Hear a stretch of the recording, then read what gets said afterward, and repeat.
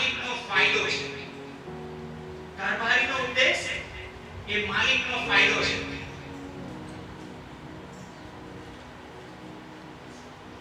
રોમિયોનો પત્ર 14નો અધ્યાય એની 8મી કલમ. રોમનોને જે પત્ર લખવામાં આવ્યો છે એનો 14મો અધ્યાય અને એની 8મી કલમ આ પ્રમાણે દેવનું વચન કહે છે, કારણ કે જો જીવીએ તો પ્રભુની ખાતર જીવીએ છીએ અને જો મરીએ છીએ તો પ્રભુની ખાતર મરીએ છીએ. જીવીએ છીએ તો પ્રભુની ખાતર, મરીએ છીએ તો પ્રભુની ખાતર. ભલા શું કહેવા માંગે છે કે કારભારીનો જે ઉદ્દેશ છે ને એ શું છે?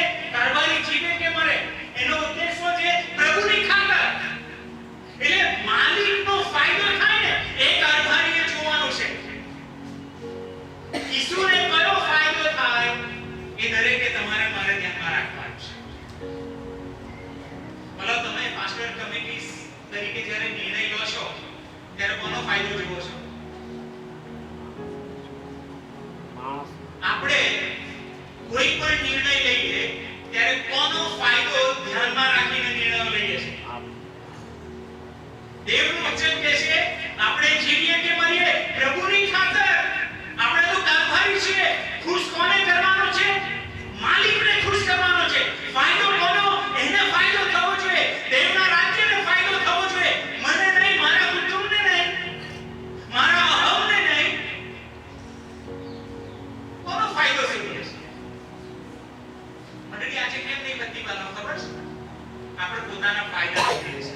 જ્યારે આપણે નિર્ણય કંઈક સજેસ્ટ કરીએ ને, કોઈ નિર્ણય આપે કે આ રીતે કરીએ, ત્યારે મોટા ભાગે શું હોય છે? આપણે આપણા ફાયદા જોઈએ છે. માલિકનો ફાયદો જોવાનો. કારભારી એ કોને કહેવાય વાલાઓ ખબર? કારભારી એ કદી પોતાના વિશે વિચાર કરતો નથી. એને જે સોંપવામાં આવ્યું છે એનો ઉપયોગ એ માલિકના માટે જ કરે, પોતાના માટે ના કરે. એ માલિકના માટે જ કરે. તમને અત્યાર સુધી જે ખાતા સોંપવામાં આવ્યા એનો ઉપયોગ તમે દેવના માટે કર્યો કે કરી રહ્યા છો કે પોતાના માટે, કે પોતાના અહમને માટે, કે પોતાના ફાયદાના માટે કરી રહ્યા છો? કે મારો બાળક આવશે, મારો દીકરો કે દીકરી છે એમના માટે? કોના માટે આપણે ફાયદો કરીએ છીએ? કોના માટે પાસ્ટોરેટ કમિટીમાં આપણે નિર્ણયો લઈ રહ્યા છે? આ યાદ રાખીએ, આપણે કારભારીઓ છે અને આપણો ઉદ્દેશ શું છે? એને ખુશ કરવાનો, એનો ફાયદો જોવાનો. એટલે વાલાઓ શું, હવે પછી તમે જ્યારે નિર્ણય લેવા બેસો ને ત્યારે સ્વાર્થી પણ કાઢી નાખવાનું, હું પણ કાઢી નાખવાનું, મારો ફાયદો કાઢી નાખવાનો, મારા કુટુંબનો ફાયદો કાઢી નાખવાનો, મારી મંડળીનો ફાયદો કાઢી નાખવાનો. કારણ કે ઘણીવાર શું હોય છે, ઈસુનો ફાયદો આપણે જોતા નથી, પણ જે સ્થાનિક ખાલી મંડળી હોય ને એનો ફાયદો જોઈને બેસી રહે છે કે ઘણીવાર નુકસાનકારક કરે છે. એનો ફાયદો જોજો.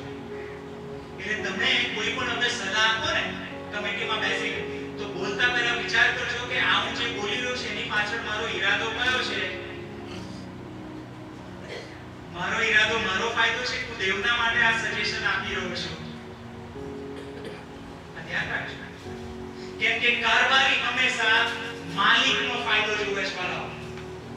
જો આપણે આપણી મંડળીને જાગૃત, વૃદ્ધિવાળી જોવા માંગીએ છીએ ને, તો દરેક આજે અહીંયા આપણે બધા બેઠા છીએ ને એમણે આ બાબત અત્યારે સ્વીકારવી પડશે કે હવેથી હું મારા